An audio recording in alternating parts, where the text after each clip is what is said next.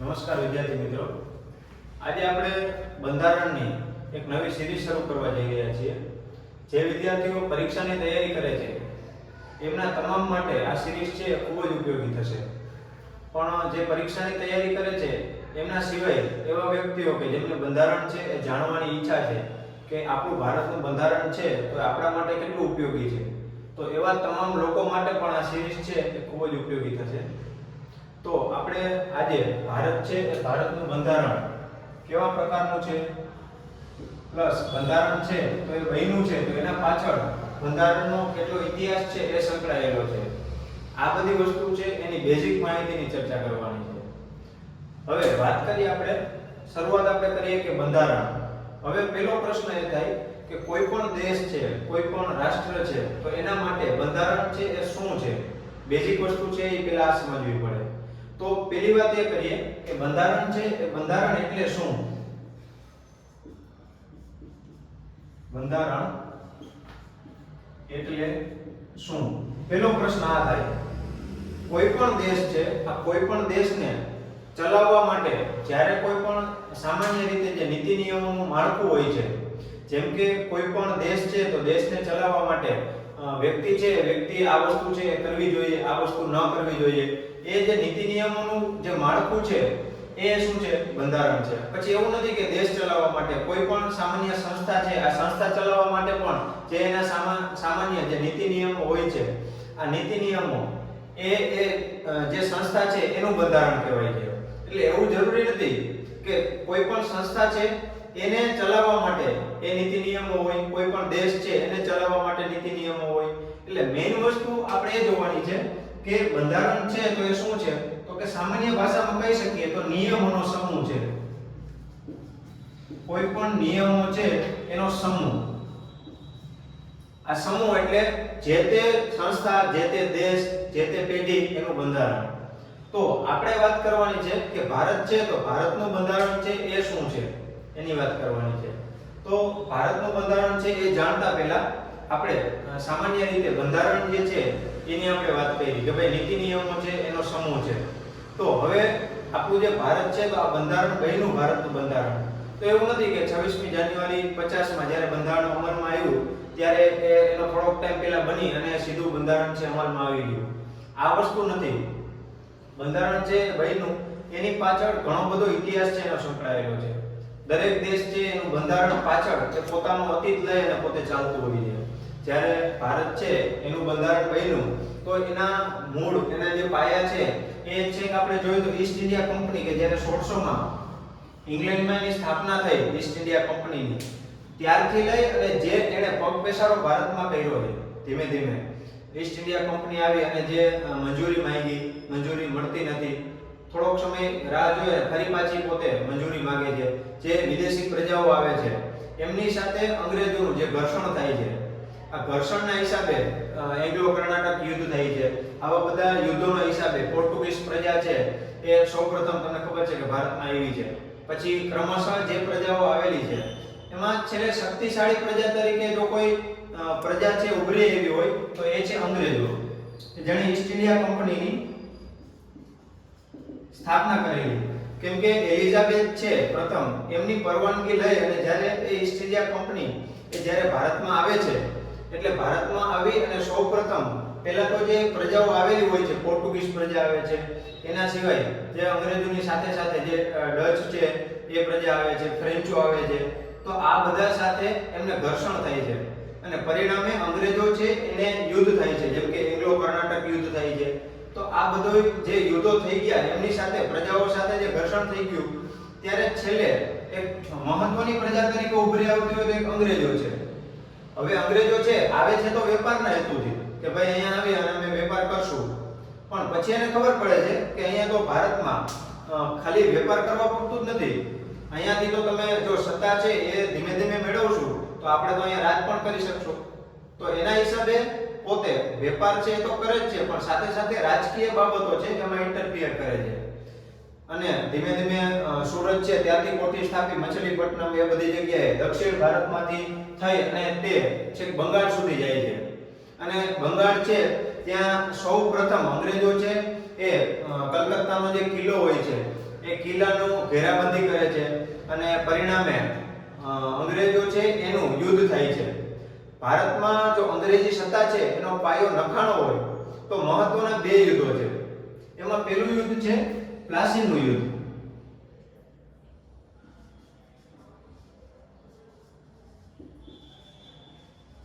અને બીજું યુદ્ધ છે બક્સરનું.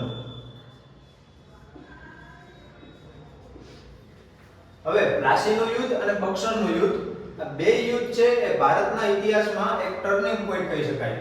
કેમ કે જ્યારે અંગ્રેજો છે એ જ્યારે આવી અને ત્યાંના જે સ્થાનિક રાજા હોય છે બંગાળના, એમની સાથે જ્યારે યુદ્ધ કરે છે ત્યારે સૌપ્રથમ પ્લાસીનું યુદ્ધ થાય છે.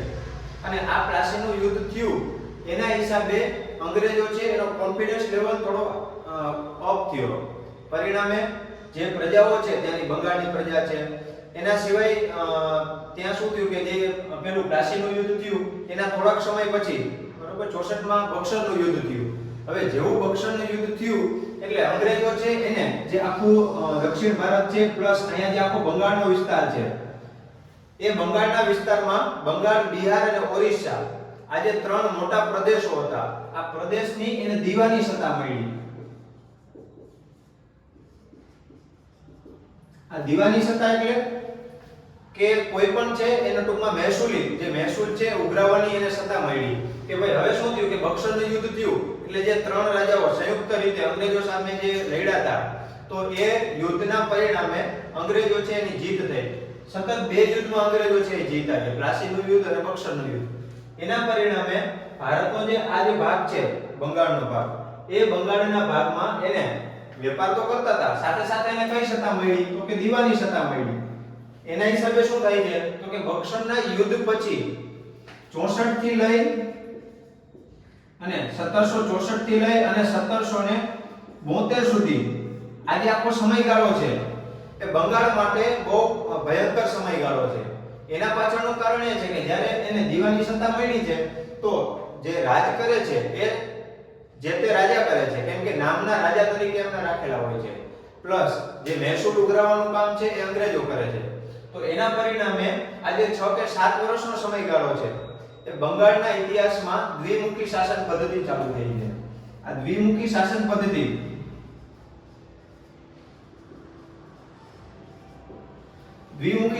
પદ્ધતિના હિસાબે શું થાય કે આખો બંગાળનો વિસ્તાર છે એ પહેલાના સમયમાં બંગાળ છે પહેલેથી શૈક્ષણિક બાબતમાં કયો કે આર્થિક રીતે સૌથી ભારતનો સમૃદ્ધ પ્રદેશ છે. હવે એ જગ્યાએ દ્વિમુખી શાસન પદ્ધતિ ચાલુ થઈ તો થાય છે એવું કે કોઈ પણ જવાબદારી હોય તો જવાબદારી અંગ્રેજો છે સ્વીકારતા નથી. લોકોના પ્રશ્નો હોય એ જ્યારે રજૂ કરવા માટે જાય છે લોકો, ત્યારે અંગ્રેજો છે એને એવું હોય છે કે ભાઈ રાજા છે એ તમારો બધો વહીવટ કરે છે, અમારી પાસે કઈ સત્તા છે નહીં. એનો એક એવું એનું બાનું હોય છે. એટલે રાજા છે એ ખાલી નામ પૂરતા રાખે છે અને જ્યારે પણ આવો કોઈ પ્રશ્ન ઇસ્યુ ઊભો થાય ત્યારે રાજા છે એને આગળ રાખે છે. પ્લસ જ્યારે મહેસૂલ ઉઘરાવવાની વાત આવે છે ત્યારે મહેસૂલ છે એ અંગ્રેજો ઉઘરાવે છે. તો આના હિસાબે શું થાય છે તો કે દ્વિમુખી શાસન પદ્ધતિ ચાલુ થઈ. હવે 64 થી લઈ અને 1772 સુધી આજે આખી દ્વિમુખી શાસન પદ્ધતિ ચાલુ રહી. એના હિસાબે એ પ્રદેશ છે એ ખૂબ જ પાયમાલ થયો અને અંગ્રેજો છે એને ખબર પડી કે નહીં હવે વેપાર કરવાની સાથે સાથે વેપારમાં જે આપણે જે અઢળક કમાણી થઈ છે પણ સાથે હવે આપણે શું કરીએ તો કે એની રાજકીય બાબતોમાં આપણે ઇન્ટરફિયર કરીએ. તો એના હિસાબે ઈસ્ટ ઇન્ડિયા કંપની છે એ 72 પછી કે 64 થી લઈ અને 72 સુધી જે આખો એનો સમયગાળો હતો એ સમયગાળામાં એ ખૂબ જ છે એ ધનવાન બને છે. અને પ્લસ એવું થાય છે કે જે ઈસ્ટ ઇન્ડિયા કંપની છે એ જ્યારે આવે છે, આપણે બેઝિક વાત સમજીએ કે બંધારણ છે ભારતનું એ ઘડાવા પાછળનું ખાલી એ જ કારણ નથી કે ભાઈ 1950 છે તો એમાં બંધારણ છે 26મી જાન્યુઆરી અમલમાં આવી ગયું. નહીં, એવું નથી. એની પાછળ છે ઘણો બધો અતીત છે સંકળાયેલો છે. તો બેઝિક કે ભાઈ એ વસ્તુ જ્યારે બની 72 પછી આગળ છે બંધારણનો ક્રમશઃ છે ઇતિહાસ ચાલુ થાય છે. કેમ કે 72 પછી જે 73 માંથી જે ક્રમશઃ જે બધા કાયદા આવે છે ત્યારથી લઈ અને ભારતનો ઇતિહાસ છે સંકળાયેલો છે. પણ આપણે ભારતનો ઇતિહાસ જ્યારે આ ચાલુ કરીએ એના પહેલા આપણે બેઝિક માહિતી એ જોઈ કે ભાઈ બંધારણ છે તો બંધારણ એટલે શું છે તો કે નિયમો છે એનો સમૂહ છે. ફરી પાછા આપણે અહીં આવી જઈએ કે નિયમો છે એનો સમૂહ છે. હવે આ નિયમોનો સમૂહ છે તો દરેક દેશ માટે એ જરૂરી છે કે આવો નિયમો હોવા જોઈએ. પણ એના માટે કોઈ પણ દેશ માટે ચાર વસ્તુ મહત્વની હોય છે કે જે તે દેશ છે આ દેશનો કાયદો છે એ કોણ ઘડે છે, એ દેશનું કાયદો છે એ કોણ ઘડે છે, એક આ વસ્તુ મહત્વની છે. કેમ કે રાષ્ટ્ર છે એ ખાલી એમને નથી બનતું, એમની સાથે વસ્તી છે એ જોડાયેલી હોય છે, વસ્તી વિસ્તાર બરોબર આ બધી વસ્તુઓ સંકળાયેલી હોય છે. ખાલી એક રાષ્ટ્ર છે એમનું કોઈ પણ નહીં, એક જગ્યા છે આ કોઈ પણ વિસ્તારમાં ધાર્મિક બાબતો સંકળાયેલી હોય, જ્યારે અલગ અલગ ધર્મના લોકો જ્યારે કોઈ પણ દેશ છે એમાં વસવાટ કરતા હોય અને એની ધાર્મિક લાગણીઓ સાથે કોઈ વસવાટ કરતા હોય તો મોટે ભાગે આપણે એ રાષ્ટ્ર છે એની ભાવના ઉદ્ભવતી હોય છે. એટલે આ બંધારણ છે તો એ બંધારણ કોણ ઘડે છે એક વસ્તુ એ મહત્વની છે. બીજું તો કે આ બંધારણ ઘડ્યા પછી આનો અમલ કોણ કરાવે છે,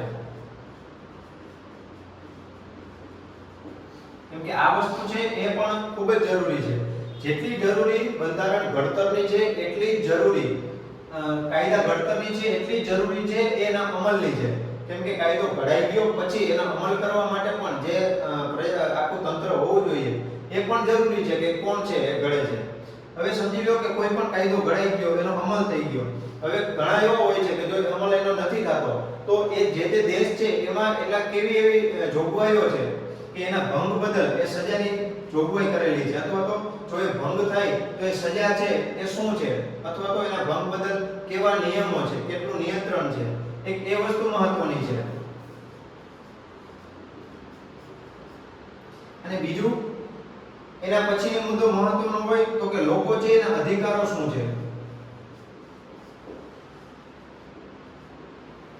આ ચાર વસ્તુ છે તે મહત્વની છે કોઈ પણ દેશ માટે. કોઈ પણ દેશના બંધારણને ચાર વસ્તુ છે મહત્વની છે કે ભાઈ કોઈ કાયદો છે, કોઈ બંધારણ છે તેનું ઘડતર છે શું છે, પછી એ કાયદાનું ઘડતર થઈ ગયું પછી એનો અમલ છે એ કોણ કરાવે છે, બીજું તો કે એનું જે છે કદાચ કાયદાનો ભંગ થયો તો એના માટે નિયંત્રણ માટે શું વ્યવસ્થા કરેલી છે, અને ચોથું તો કે લોકો છે એ લોકોના અધિકાર શું છે. આ વસ્તુ બેઝિક છે એ મહત્વની છે. હવે આપણે એમ થાય કે આ ચાર વસ્તુ કોઈ પણ દેશની હોય, કોઈ પણ દેશ માટે આ ચાર વસ્તુ જો મહત્વની હોય તો અલગ અલગ દેશ માટે, ભારત છે, જાપાન છે, અમેરિકા છે, તો અલગ અલગ દેશ માટે અલગ બંધારણ શું કરવા જરૂરી છે. આ ચારેય વસ્તુ તો જો દરેક બંધારણમાં હોવી જરૂરી છે તો દરેક દેશ માટે એક જ બંધારણ હોવું જોઈએ ને, કે બધા દેશ છે આ બધા દેશનું કોઈ પણ એક બંધારણ રાખવાનું અને એના હિસાબે એ બંધારણના અંતર્ગત આખા દેશનો વહીવટ થાય. તો આ વસ્તુ છે એ એક જ બંધારણ રખાય ને, કેમ અલગ અલગ રાખ્યું છે કે ભારત છે તો ભારતનું અલગ બંધારણ છે, ચીન છે એનું અલગ બંધારણ છે, જાપાન છે, ઇઝરાયલ છે, આ બધા દેશના અલગ બંધારણ શું કરવા.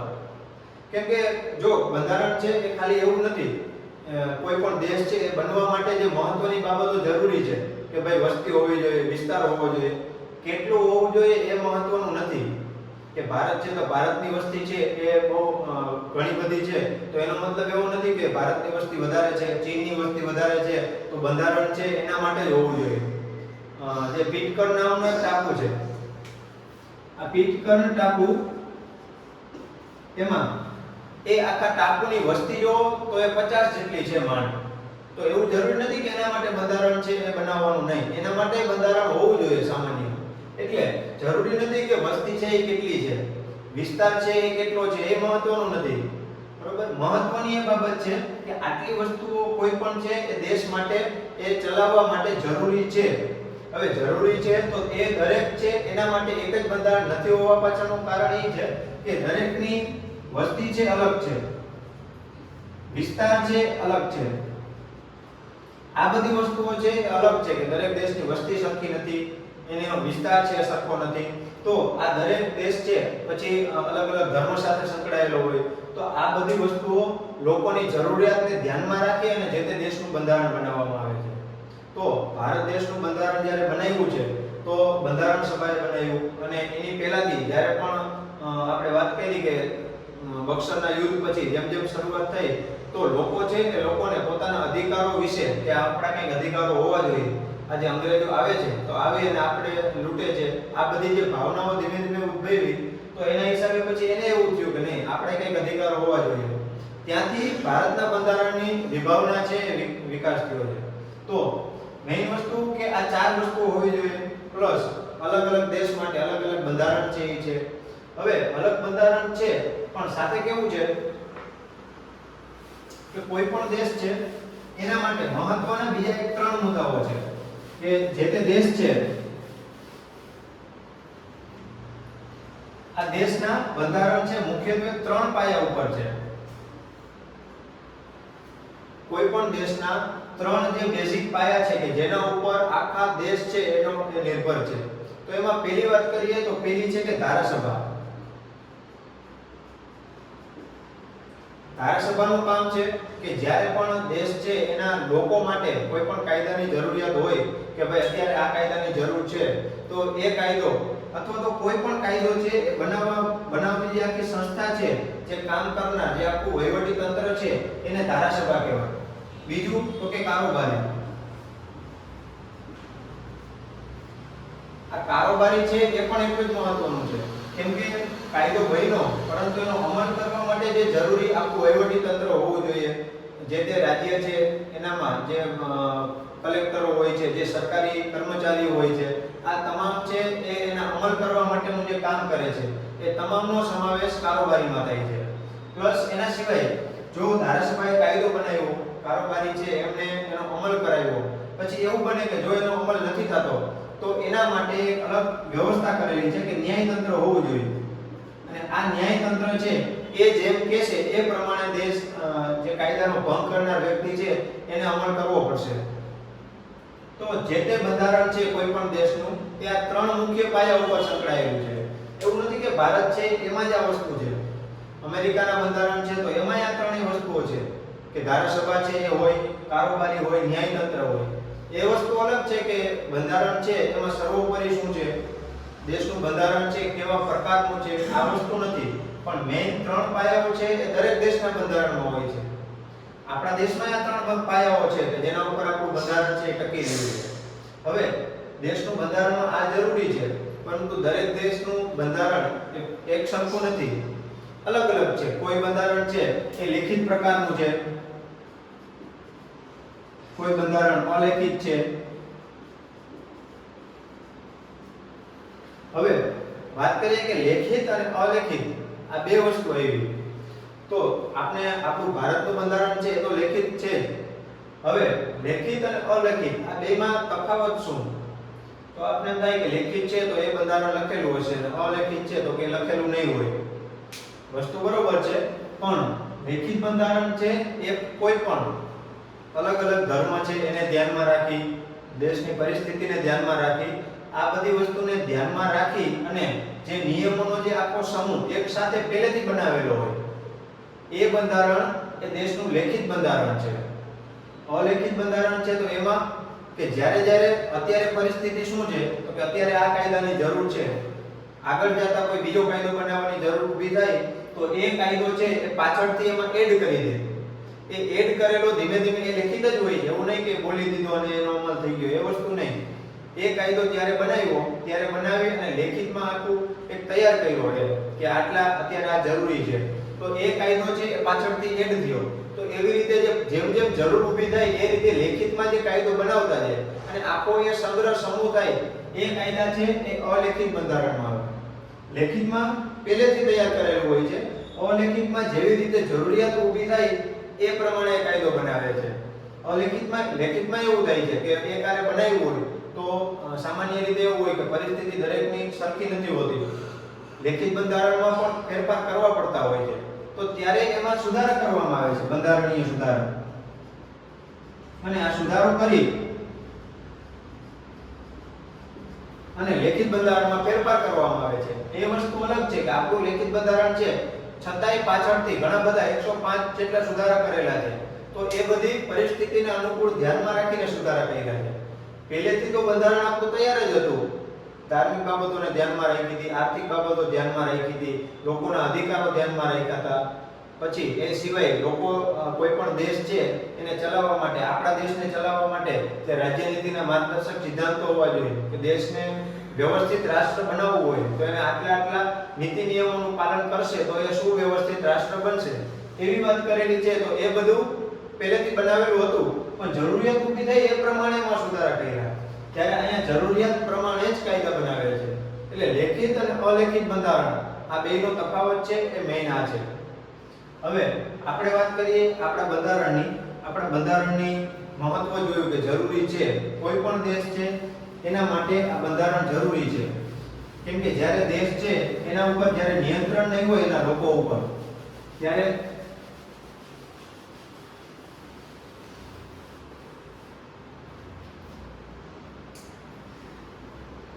કોઈ પણ દેશ છે એના લોકો ઉપર જ્યારે નિયંત્રણ નથી હોતું ત્યારે દેશ અસ્તવ્યસ્ત થઈ જાય છે, વ્યવસ્થિત ચાલી શકતો નથી. તો જરૂરી છે કે દેશમાં કાયદાઓ હોવા જોઈએ, નીતિ નિયમો હોવા જોઈએ. જે ત્રણ આધાર સ્તંભો મેઇન છે એ હોવા જરૂરી છે ખૂબ જ. તો આપણો દેશ છે તો આપણા દેશના બંધારણને વાત કરીએ કે બંધારણ છે એ મેઇન લેટિન ભાષાનો શબ્દ છે.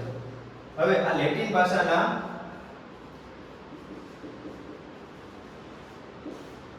કોન્સ્ટિટ્યુટ પરથી આપણું જે કોન્સ્ટિટ્યુશન શબ્દ છે, બંધારણ એટલે કે કોન્સ્ટિટ્યુશન, એ શબ્દ છે એ લેટિન ભાષાના કોન્સ્ટિટ્યુટ પરથી ઉતરી આવેલો છે શબ્દ.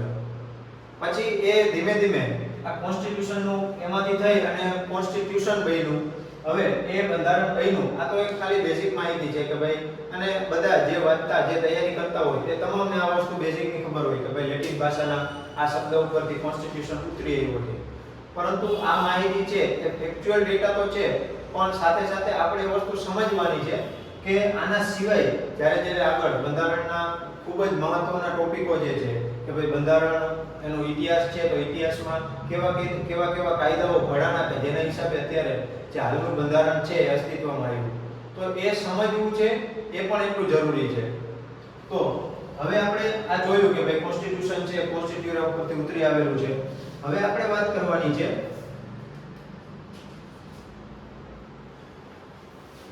કે ભાઈ બંધારણ આપણે છે તો એનો મહત્વનો ઇતિહાસ, બંધારણના ઇતિહાસની વાત કરવાની છે. હવે આપણું બંધારણ છે ભારત દેશનું બન્યું તો એ તાત્કાલિક નથી બન્યું. તો એના માટે આપણે બે મહત્વની બાબતો છે. બંધારણના ઇતિહાસને આપણે બે ભાગમાં વહેંચી શકશું. એને વહેંચવો પડે એનું કારણ છે કે જ્યારે ઈસ્ટ ઇન્ડિયા કંપની આવે છે, હવે એ જ્યારે આવે છે 64 માં છેલ્લે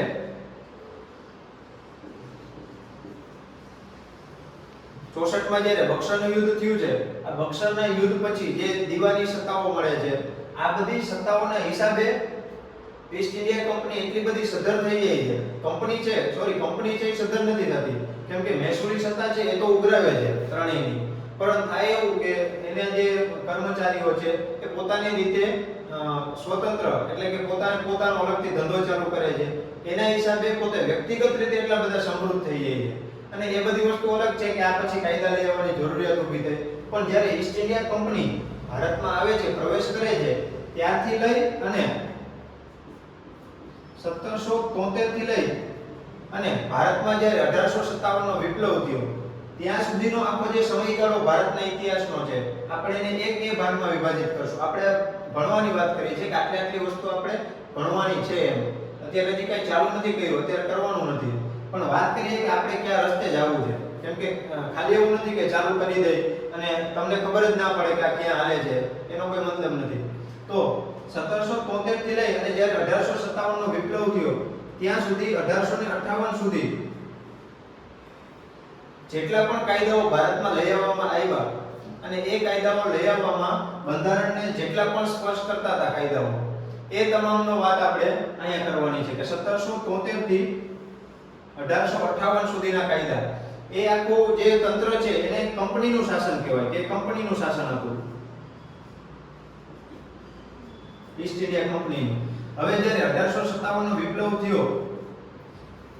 થયો પછી ભારત દેશના ઇતિહાસમાં એક એવો ટર્નિંગ પોઈન્ટ આવ્યો કે ડાયરેક્ટ છે એ બ્રિટિશ તાજનું શાસન ભારતમાં આવ્યું અને કંપની છે એનું શાસન છે એ પૂરું થયું.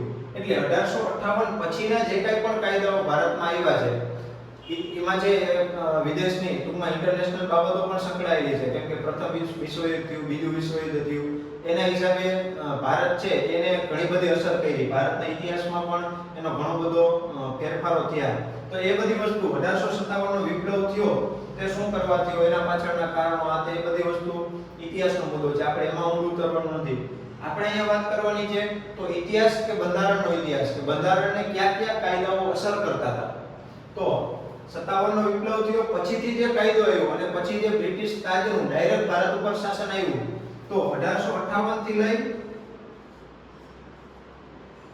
1947 કે જ્યાં સુધી ભારત દેશ આપણો આઝાદ થયો ત્યાં સુધી જેટલા પણ કાયદાઓ આવે છે, આ કાયદાઓ એ તાજનું શાસન, એટલે તાજના શાસન હેઠળના એ બધા કાયદાઓ છે.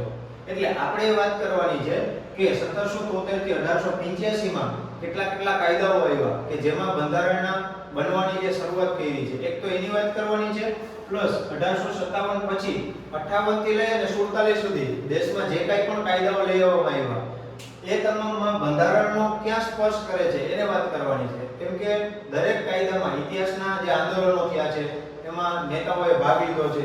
આ બધી વસ્તુ તો ઇતિહાસ સાથે સંકળાયેલી છે, પણ એમાં ઘણી બધી બાબતો એવી હતી કે બંધારણને અસર કરતી હતી. તો આપણે એ ઇતિહાસમાંથી મુદ્દાઓ તારવી અને બંધારણને કેટલી અસર કરે છે એ વસ્તુ જોવાની છે. એટલે બે મહત્વની બાબતો જોવાની છે બંધારણના ઇતિહાસમાં.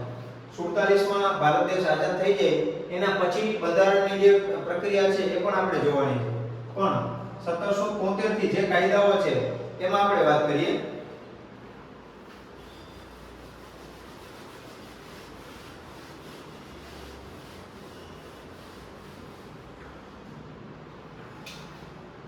જે કંપનીનું શાસન છે,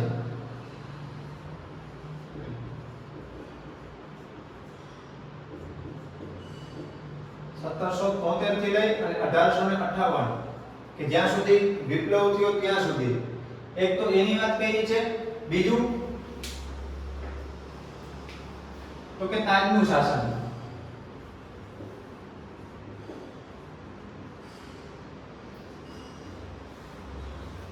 1858 થી લઈ અને 1947 આ સુધીના જે કાયદાઓ છે આ બેને ભાગ પાડી અને આપણે બંધારણનો ઇતિહાસ સમજવાનો છે. હવે 1973 થી લઈ અને 1858 સુધી કયા કયા એવા કાયદાઓ ભારતમાં લઈ આવવામાં આવ્યા કે જેમાં બંધારણની વાત કરેલી છે. તો 1773 માં પેલો કાયદો એવો નિયામક ધારો. આ નિયામક ધારો છે એ જોવાનો છે કે ભાઈ એ શું કરવા લઈ આવવામાં આવ્યો, એની જરૂરિયાત શું કરવા ઊભી થઈ. એટલે 1773 નો નિયામક ધારો, એના પછી 1784 નો જેને પીટ્સ ઇન્ડિયા એક્ટ કહેવામાં આવે છે, પીટનો ધારો. એટલે 1784 માં પીટ્સ ઇન્ડિયા એક્ટ આવ્યો. એના પછી તો કે 1784 પછી મહત્વના જે ચાર્ટર્ડ આવ્યા, ચાર્ટર એક્ટ આવ્યા, એમાં ચાર મહત્વના ચાર્ટર એક્ટ આવ્યા છે કે ક્રમશઃ જે કંઈ પણ આખી પરિસ્થિતિ હતી એ પરિસ્થિતિને કેવી રીતે અનુકૂળ કાયદાઓ છે એમાં કંઈ ફેરફાર કરવાની જરૂરિયાત છે, બીજા કંઈ ફેરફારો લઈ આવવા છે કે નહીં, આ બધું, અથવા તો આગળના જે કાયદાઓ છે એમાં સુધારો કરી અને જે ખામી રહી ગઈ હતી એને સુધારવા માટે જે કંઈ પણ કાયદાઓ લઈ આવ્યા અને એ દર 20 વર્ષે જે રિપીટ થયા. એમાં પહેલો કાયદો 1793 નો પીટનો ધારો. ટોટલ 4 છે, સોરી ચાર્ટર એક્ટ. 1793 માં જે ચાર્ટર એક્ટ આવ્યો, 1793 નો ચાર્ટર એક્ટ, એના પછી એના 20 વર્ષ પછી એટલે કે 1813 એમાં ચાર્ટર એક્ટ આવ્યો એ બીજો. આ પહેલો ચાર્ટર એક્ટ આવ્યો, એના પછી 1813 માં ચાર્ટર એક્ટ એ બીજો આવ્યો.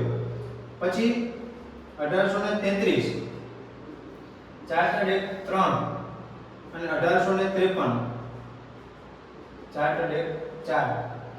આવા દેશમાં 1857 નો વિપ્લવ થયો એની પહેલા અત્યાર સુધીના વિપ્લવ પહેલાના ટોટલ છે એમાં 1773 નો નિયામક ધારો લઈ આવવામાં આવ્યો, 84 નો પીટનો ધારો આવ્યો, પછી 1793 થી લઈને 1853 સુધી અલગ અલગ 20 વર્ષના સમયગાળામાં ચાર ચાર્ટર્ડ એક્ટ આવ્યા કે જેમાં શું નક્કી કરવામાં આવ્યું કે ભાઈ આ જે એક્ટ બનાવ્યો છે એમાં કઈ ફેરફાર કરવાની જરૂરિયાત છે શું છે એને ધ્યાનમાં રાખી અને 4 લઈ આવવામાં આવ્યા. પછી 1857 નો વિપ્લવ થાય છે. આ વિપ્લવ થયા પછી ઈસ્ટ ઇન્ડિયા કંપનીનું શાસન અહીંયા પૂરું થાય છે. એના પછી વિપ્લવ પછી જે કંઈ પણ કાયદાઓ લઈ આવવામાં આવે છે એ તમામની વાત કરેલી છે 1858 થી 1947 માં. એમાં 1858 નો કાયદો આવે છે જે ભારત શાસન અધિનિયમ તરીકે ઓળખવામાં આવે છે. બરોબર? ભારત શાસન અધિનિયમ.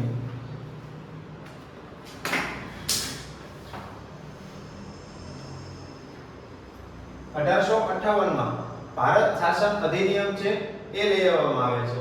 બીજું 1861 માં જો આ બધા કાયદાઓ કેવા છે 1947 સુધી જે લઈ આવવામાં આવ્યા છે આ તમામ કાયદાઓમાં બંધારણની વાત કરેલી છે કે ભાઈ દેશ છે એના માટે. કેમ કે ઇતિહાસમાં વાત કરી તો આ બધો સમયગાળો એવો છે કે ત્યારે ભારતના લોકો છે એ અંગ્રેજો સાથે ઝઝૂમતા હતા કે ભાઈ આપણે છે એ આઝાદ થવું છે. એના માટે છે એની ઘણી બધી લડાઈઓ લડતા હતા. તો એ લડાઈઓ જે ચાલુ હતી એ દરમિયાન આ બધા કાયદા લઈ આવવામાં આવે છે અંગ્રેજો દ્વારા કે ભાઈ દેશ છે એને હજી આપણે શાસન કરવું હોય તો આટલી જરૂરિયાત ફેરફાર કરવા પડશે. એટલે એને ધ્યાનમાં રાખીને આ બધા કાયદા લઈ આવવામાં આવ્યા હતા. એટલે 1858 માં ભારત શાસન અધિનિયમ લઈ આવ્યા. એ શું કરવા લઈ આવ્યા એમાં કેટલી બાબતોની વાત કરેલી હતી. આ બધી વસ્તુ આપણે જ્યારે એક કાયદાઓ ભણશું એમાં વાત આવશે. પણ આ તો ખાલી બેઝિક ઉપરછરી માહિતી છે કે ભાઈ અહીંયાથી લઈને અહીંયા સુધી આપણે આ રસ્તે જવાનું છે. એક આખો રસ્તો છે ધ્યાન દોરી હતી. એટલે 58 નો ભારત શાસન અધિનિયમ આવ્યો. એના પછી 1861 માં ભારત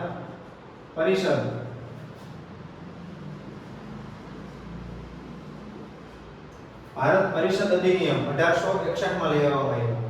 એના પછી 1893 એમાં પણ ભારત પરિષદ અધિનિયમ એ નામ છે એની વાત કરેલી છે. એના પછી 1909 જો આ બધા કાયદાઓ છે અંદર આપણે ભણવાના છે ડિટેલમાં. આ તો ખાલી માહિતી આપી છે કે આટલી વસ્તુઓ આપણે ભણવાની છે. એટલે 1909 છે એમાં પણ ભારત શાસન અધિનિયમ એનું નામ છે. અલગથી એના બીજા નામો છે મોર્લેમિન્ટો સુધારો હોય, મોન્ટેગ્યુ ચેમ્સફોર્ડનો સુધારો હોય એ એના નામ છે. પણ એનો બંધારણની રીતે ભારત પરિષદ અધિનિયમ એવી વાત કરેલી છે. એના પછી ફરી પાછું 1919 માં જે ભારત શાસન અધિનિયમ છે એ જ વસ્તુ ફરી પાછી આવશે. અહીંયા એક કાયદો આવ્યો ભારત શાસન અધિનિયમ. એટલે પેલું ભારત શાસન અધિનિયમ, એના પછી 3 પરિષદ અધિનિયમ આવ્યા. પેલું ભારત શાસન અધિનિયમ, પછી 61 નું ભારત પરિષદ અધિનિયમ, પછી 1893 ભારત પરિષદ અધિનિયમ અને 1909 ભારતીય પરિષદ અધિનિયમ. આ 3 છે એ પરિષદ અધિનિયમ આવ્યા. ફરી પાછું ભારત છે એ શાસન અધિનિયમ આવે છે. એટલે 1919 માં ભારત શાસન અધિનિયમ આવે છે. એના પછી સૌથી વધારે મહત્વનો કાયદો હોય ભારતના બંધારણના, હાલનું જે આપણું બંધારણ છે એનો મોટા ભાગનો હિસ્સો છે એ શેમાંથી લઈ આવવામાં આવેલો છે? એક કાયદો છે એ 1935 નો અધિનિયમ છે. એ અધિનિયમ એટલે ભારત શાસન અધિનિયમ.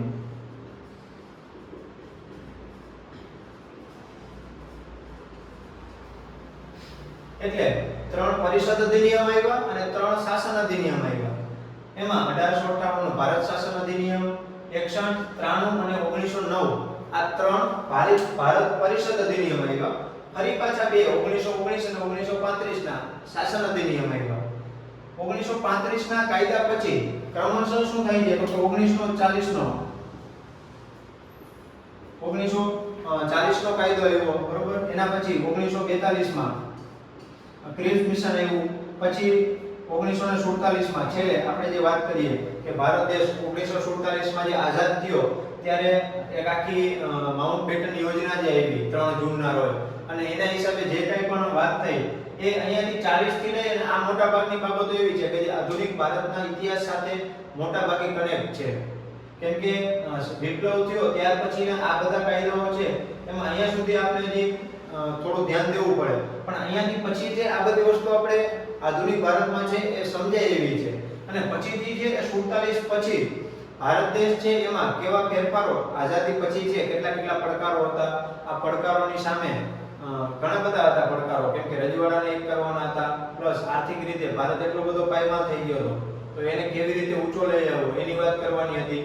એના સિવાય તો કે સાથે સાથે આપણું બંધારણ બનતું હતું તો બંધારણ બનાવવાની પ્રક્રિયા છે કેવી રીતે ચાલુ રાખવી, એમાં ઘણા બધા નેતાઓ જોડાયેલા હતા.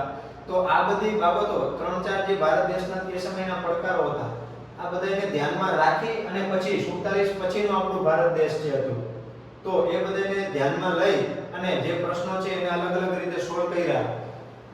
રજવાડાને એક કરવા માટે જે સરદાર વલ્લભભાઈ પટેલની સમિતિ છે એ બનાવી અને રજવાડા મંત્રાલય અલગથી બનાવવામાં આવ્યું. આર્થિક બાબતો ભારત છે સધર બને એના માટે પંચવર્ષીય યોજનાઓ શરૂ કરી. એના સિવાય બંધારણ છે એ બનાવવા માટે બંધારણ સભા તો જો કે આઝાદી પહેલા જ બની ગઈ હતી એટલે એ બંધારણ સભા છે જ્યારે ભારત અને પાકિસ્તાનના ભાગલા પડ્યા તો એ સમયે અલગથી ભારતની બંધારણ સભા બની તો એના માટે કેટલા જે અલગ અલગ સભ્યો થઈ ગયા હતા તો એમાં જે સભ્યો થઈ ગયા અલગ તો જે કેટલી બધી સમિતિઓ, ટૂંકમાં વાત કરીએ કે આઝાદી પછીનો જે ભારતનો આખો થોડો બદલાયેલો ભાગ છે આ બધાને ધ્યાનમાં રાખી અને ભારત પૂરતું બંધારણ બનાવવાનું હતું. તો એ બંધારણ કેવી રીતે બન્યું આ બધાની વાત છે આપણે કરવાની છે. એટલે વાત આપણે કરીએ કે 1947 સુધીનો જે આખો મુદ્દો છે આ ભારતીય બંધારણનો ઇતિહાસ છે. ઇતિહાસનો તો બાબત છે પણ એની સાથે બંધારણને કેટલું અસર કરે છે એની વાત કરવાની છે. એટલે શરૂઆતમાં આપણે આ બધી બેઝિક માહિતી જોઈ. હવે જ્યારે પણ આપણે નવેસરથી શરૂઆત કરશી ત્યારે 1773 ના નિયામક ધારાથી લઈ અને ક્રમશઃ બંધારણ છે એમાં કેટલા સુધારા થયા, શા માટે લઈ આવવામાં આવ્યા, એમાં કેવી કેવી જોગવાઈઓની વાત કરી છે. આ તમામ વસ્તુઓ છે આપણે બેઝિક થી શરૂ કરવાના છે કે જે વિદ્યાર્થી પરીક્ષાની તૈયારી કરે છે એમના માટે આ સિરીઝ છે એ ઉપયોગી થશે. તો તમામ વિદ્યાર્થી છે એ કન્ટિન્યુ છે જોડાયેલા રહી અને આ સિરીઝ છે એ જોવો.